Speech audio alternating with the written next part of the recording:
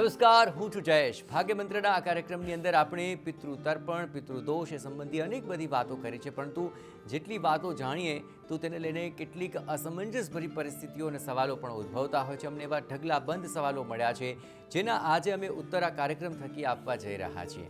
આખરે પિતૃ તર્પણ, પિતૃદોષ અને તેને સંબંધી જે પણ સમસ્યાઓ છે તેનું નિરાકરણ એ તો છે ભાગ્ય મંત્રનો હેતુ.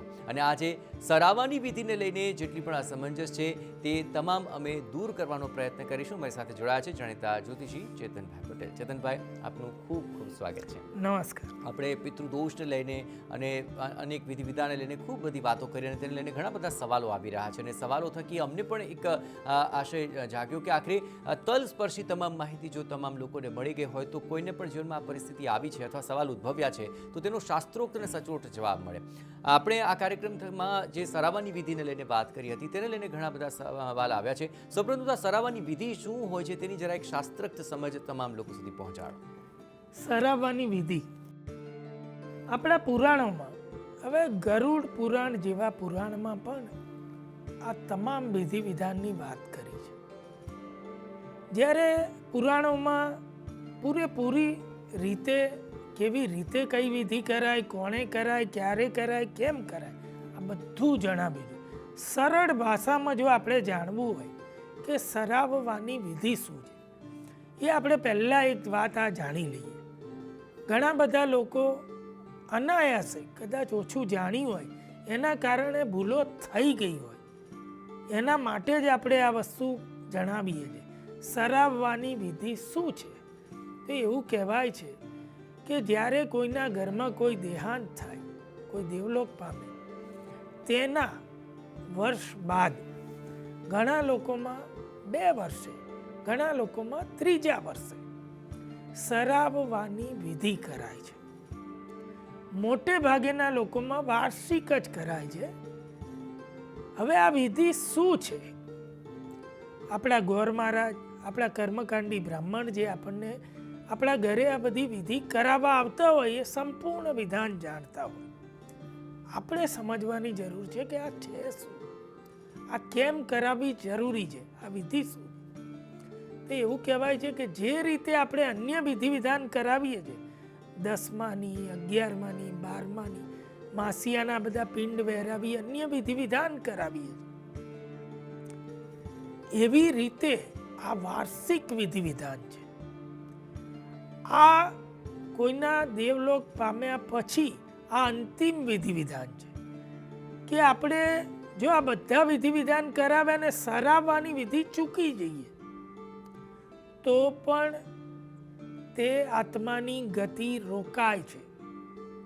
કેમ કે જે સિસ્ટમથી આ પુરાણોમાં જે વિધિ વિધાન બતાવે છે તેમાં અંતિમ વિધિ કહી છે કે જો તમે આપણા જે આ ગ્રંથો રચ્યા તેમાં બહુ સરળ બનાવીને મૂકી દીધી કે આપણા કોઈ પણ પૂર્વજ કે પિતૃ હોય તેમના નિમિત્તે આપણે 1 વર્ષ સુધી તો બરોબર ધ્યાન આપી એમના જે તે સમયે જે વિધિ વિધાન, દાન પુણ્ય, કર્મકાંડ જે આવતું હોય એ કરી શકીએ. બહુ લાંબો સમય નથી કહ્યો. એટલે જ એવું કહ્યું કે વાર્ષિક વર્ષ પૂરું થાય એ તિથિ આવે ત્યાર પછી વહેલી તકે એ વિધિ કરવાની હોય. એનું નામ છે સરાવાની વિધિ. ફરી તેમાં તમામ પ્રકારના પિતૃ માટે તમામ પ્રકારના પિંડદાન વહેરવાના હોય છે, અન્ય વિધિ વિધાન કરવાના હોય છે અને તેનાથી તે આત્માને ગતિ કરાવવાની હોય છે. અને એમાં સહજતાથી જો આપણે સાચી શ્રદ્ધાથી સાચું વિધિ વિધાન કરી દઈએ તો ત્યાંથી આપણું એ પિતૃ માટેની આપણી જવાબદારી પૂર્ણ થઈ જાય છે અને એ વિધિ આપણે કરી દઈએ ત્યારબાદ એ પિતૃ માટે અન્ય કોઈ જ વિધિ વિધાન કરવાના શેષ રહેતા નથી, સિવાય કે આપણને કોઈ અન્ય સંકેત મળે તો. બિલકુલ, આ વાત જે સરળ રીતે આપણે સમજાવી તેને પરથી આ આખી બાબતો ઘણી જ ક્લિયર થાય છે. પરંતુ હવે બીજા સવાલો આવી રહ્યા છે. જેમ કે ઘણીવાર મૃતક મર્યા પહેલાં પોતાની ઈચ્છા વ્યક્ત કરી ગયા હોય છે કે મારા મૃત્યુ પછી મારી સરાવાની વિધિ ગામની નદી પાસે જ કરવામાં આવે અથવા એમની ગમતી જગ્યાએ કરવામાં આવે. શાસ્ત્રોક્ત દ્રષ્ટિએ ઘણા લોકો તીર્થ સ્થાન પસંદ કરતા હોય છે અથવા તેમના સમાજ પ્રમાણે જે મુખ્ય સ્થાન હોય છે ત્યાં કરતા હોય છે. તો આખરે આદર્શ રીતે જોવા જઈએ તો શું એ મૃત્યુ જનાર વ્યક્તિની ઈચ્છાને ધ્યાનમાં રાખીને જે તે જગ્યાએ આ વિધિ વિધાન કરવા જોઈએ કે પછી શાસ્ત્રોક્ત દ્રષ્ટિએ જે શ્રેષ્ઠ સ્થાન છે ત્યાં આખરે આ વિધિ વિધાન કરવા જોઈએ? આખરે કયા સ્થાન પર આ સરાવાની વિધિ કરીએ? સરાવાની વિધિ કરવા માટે જ્યારે કોઈ વ્યક્તિએ જીવતા જ એવું કહ્યું હોય કે મારી વિધિ આ નદી કિનારે, આ જગ્યાએ, આ તીર્થ સ્થાને કે અન્ય કોઈ જગ્યા સ્થળ બતાવ્યું હોય, તેમની પસંદગીનું હોય, તો અવશ્ય એવી જગ્યાએ આપણે વિધિ વિધાન કરી શકીએ. કેમ? તો કે સહજતાથી તે આત્મા ત્યાં જ પ્રતીક્ષા કરે તેમનો સમય આવે ત્યારે. આપણને આત્મા દેખાય કે ના દેખાય, આપણને એનો અણસાર હોય કે ના હોય, પણ આત્મા તો હોય જ છે. અને એ રાહ જોઈને બેઠા હોય છે કે ભાઈ મારી આ વિધિનો આ સમય છે, આ દિવસ છે, એ દિવસે આ થઈ જાય. આ જગ્યા ગઈ તો એ જગ્યાએ રાહ જોવે. એટલે અવશ્ય પહેલાં તો જો આવી કોઈ જાણકારી મળી હોય, આવું કહેવામાં આવ્યું હોય આ રીતે આ જગ્યાએ, તો અવશ્ય ત્યાં જ કરવું શ્રેષ્ઠ છે.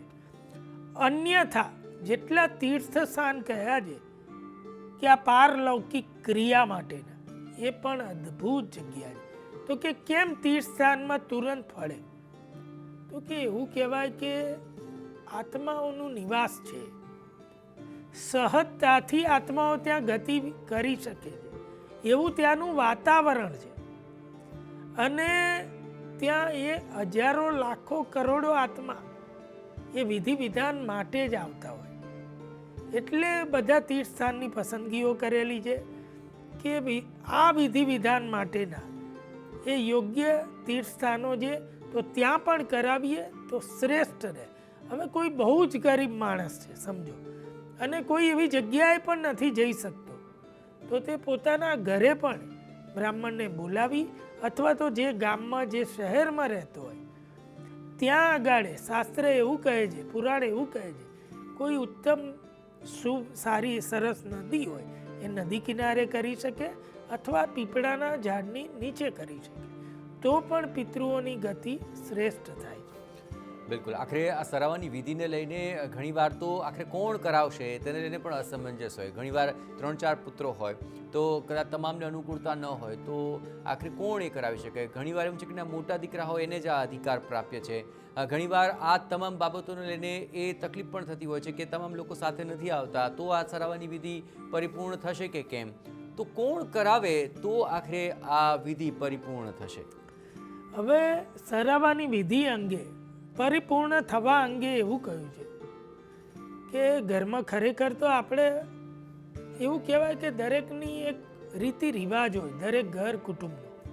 કે ઘણીવાર ઘણા ઘરમાં એવું રીતિ રિવાજ હોય કે મોટો પુત્ર હોય એ જ ઘરમાં આવું કંઈ પણ થાય તો એ વિધિ વિધાન કરે. ઘણા ઘરોમાં એવું પણ જોવામાં આવે છે કે નાનો પુત્ર હોય તે જ વિધિ વિધાન કરે. હવે અહીંયા વાત એ નથી કે કોણ કરે તો સરાવાની વિધિ સંપૂર્ણ થાય કે પિતૃઓ પામે. કોઈ પણ કરે તો પામી શકે છે, ચાહે મોટો પુત્ર કરે, નાનો કરે, વચલો કરે, કોઈ પણ કરે, કોઈ પણ પુત્ર કરે તો એ વિધિને પામી શકે છે. અહીંયા એવી કોઈ શંકા રાખવાની જરૂરિયાત નથી કે મોટો પુત્ર નથી કરતો અને નાનો કરે તો એ નહીં પામે, કે નાનો કરે છે ને મોટો નથી કરતો. આવું કોઈ શંકાની વાત જ નથી. આપણા પૂર્વજ છે, આપણા પિતૃઓ જે આપણે કરીએ તો એ અચૂક પામે છે. અહીંયા મૂલ્ય કોણ કરે છે એનું નથી, વિધિ વિધાનનું છે. અને કોના નિમિત્તે કરીએ છીએ, કેવું વિધાન કરીએ છીએ એનું છે. એટલે આવું કોઈ શંકા રાખવાની જરૂરિયાત બિલકુલ નથી. બિલકુલ. આ વિધિ વિધાનમાં ઘણીવાર તો સૌથી વધુ તકલીફ એ થાય છે કે જેને પરિવારમાં કોઈ પુત્ર નથી હોતો, એ વખતે ઘણી બધી માન્યતાઓને લઈને પણ ચિંતા પ્રવર્તી હોય છે કે હવે પુત્ર નથી તો આખરે તેમને સરાવાની વિધિ નહીં થાય અને તેમને મોક્ષ પણ નહીં મળે, ગતિ પણ નહીં મળે. તો જેને પુત્ર નથી તેઓ શું કરે? અને આ તબક્કે ઘણીવાર તેના પરિવારજનમાં પણ કોઈ નથી, તો શું તેમના મિત્ર કે અન્ય વ્યક્તિ તેની સરાવાની વિધિ કરી શકે? આ પણ જાણવાની વસ્તુ છે જયેશભાઈ, કે કોઈને પુત્ર ન હોય તો શું તેનું નિવારણ થાય જ નહીં, તેની વિધિ થાય જ નહીં, તેનો મોક્ષ થાય જ નહીં? આ એક ગેરમાન્યતા છે. એવું માનવાનું બિલકુલ કોઈ કારણ નથી. પુરાણોમાં ચોક્કસ એવું કહ્યું છે, ગરુડ પુરાણ જેવા ગ્રંથમાં એવું કહ્યું છે કે કોઈ પણ વિધિ વિધાન, સરાવાની વિધિ નહીં, અન્ય પણ પુત્ર ન હોય, જો કોઈના ઘરમાં પુત્ર ન હોય તો પુત્રી કરી શકે, પુત્રી પણ ના હોય તો એના સંતાનો કરી શકે, એ પણ ના હોય તો જે વ્યક્તિઓ એના ભાઈ બહેન કરી શકે, એ પણ ના હોય તો માતા પિતા કરી શકે, એ પણ ના હોય તો પત્ની કરી શકે, એ પણ ના હોય તો કોઈ પણ સગા સંબંધી કરી શકે, દૂરના કોઈ સગા હોય તે પણ કરી શકે, કેવળ સાચી શ્રદ્ધાથી કરવાનું. અને એ કોઈ નથી તો પડોશી પણ કરી શકે, મિત્ર પણ કરી શકે, આપણે જેને ઓળખીએ છીએ એ પણ કરી શકે, અને કોઈ જ ના હોય તો ગોર મહારાજ બ્રાહ્મણ પણ કરી શકે. એટલે બહુ જ ક્લિયર કહ્યું છે કે આ થવું જરૂરી છે, કે ઈશ્વરે જે આ સૃષ્ટિનો ક્રમ રચ્યો છે ને, કે કોઈ એક આત્માએ અહીંયા જન્મ લેવાનો, આ કાર્ય કરવાનું અને ત્યાંથી વિદાય લેવાની, અને આ સૃષ્ટિનું ચક્ર ફરતું રહે. કોઈ અટકી જાય તો તેમાં રૂકાવટ છે, એટલે દોષ મળે છે, પાપ મળે છે, એ બહુ અલગ વાત છે. પરંતુ એટલે આટલી બધી સગવડો આપી છે અને આટલું કહ્યું છે કે કરવું જરૂરી છે. કોણ કરે છે એ પછી થઈ જાય છે, કરવું જરૂરી છે. એના બહુ બધા કિસ્સા છે, બહુ બધી એની કથાઓ છે, અને એવા એવા કિસ્સા છે કે આપણે સાક્ષાત પિતૃદેવો આવ્યા હોય, જેનો કોઈ સગો ના હોય, એણે કરાવ્યું અને તૃપ્ત થઈ ગયા હોય, એવી અનેક કહાનીઓ આપણા ગ્રંથોમાં ભરી પડી છે કે આપણે જાણીએ, વાંચીએ તો આપણને એમ લાગે કે બિલકુલ અનિવાર્ય છે, કોઈ પણ સંશય રાખ્યા વગર આપણે એવું કહેવાય કરવું જોઈએ, કોઈએ પણ કરી શકાય. એટલે કોઈ શંકા રાખવાની જરૂર નથી. પુત્ર ના હોય તો એની ગતિ ના થાય, નહીં, શ્રેષ્ઠ ગતિ થાય. 3 તીર્થસ્થાન મહત્વના કયા છે. 2 તીર્થસ્થાન બહુ બધા લોકો જાણે છે, એકને બહુ ઓછા લોકો જાણે છે. પહેલું છે ચાણોદ કન્નારી.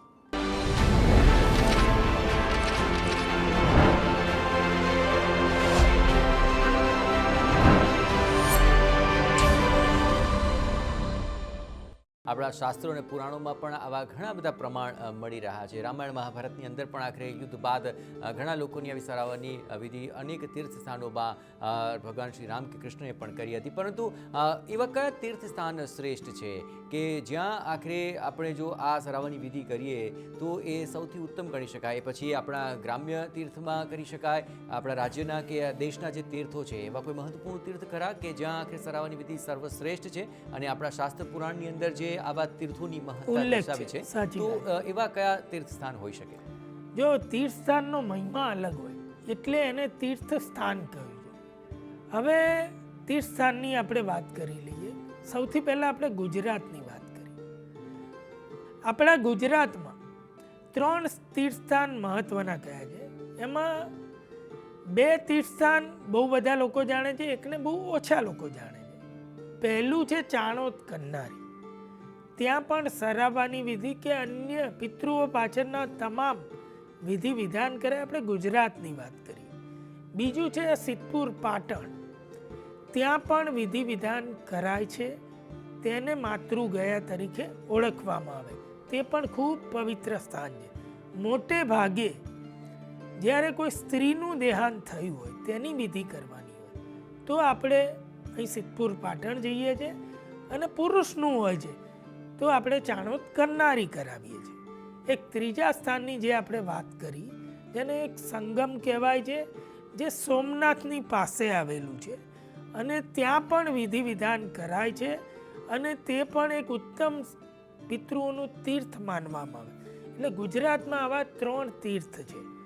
એ આ સોમનાથ પાસે પ્રભાસ પાટણમાં. એટલે આવી રીતે આ 3 તીર્થ ગુજરાતમાં છે. હવે ગુજરાતની બહારની આપણે દેશની વાત કરીએ તો એ ગયાજી છે, જેને બી એવું કહેવાય કે ગયાજીને પણ બહુ મોટું તીર્થ માનવામાં આવે છે. પિતૃ તૃપ્તિ માટે, પિતૃઓના વિધિ વિધાન માટે એ ગયાજીને પણ શ્રેષ્ઠ ગણવામાં આવે છે. બીજું એવું કહ્યું છે કે બનારસના ઘાટ ઉપર પણ જો પિતૃઓનું વિધિ વિધાન કરાય તો પણ ત્યાં તુરંત જ પિતૃઓનો મોક્ષ થાય છે.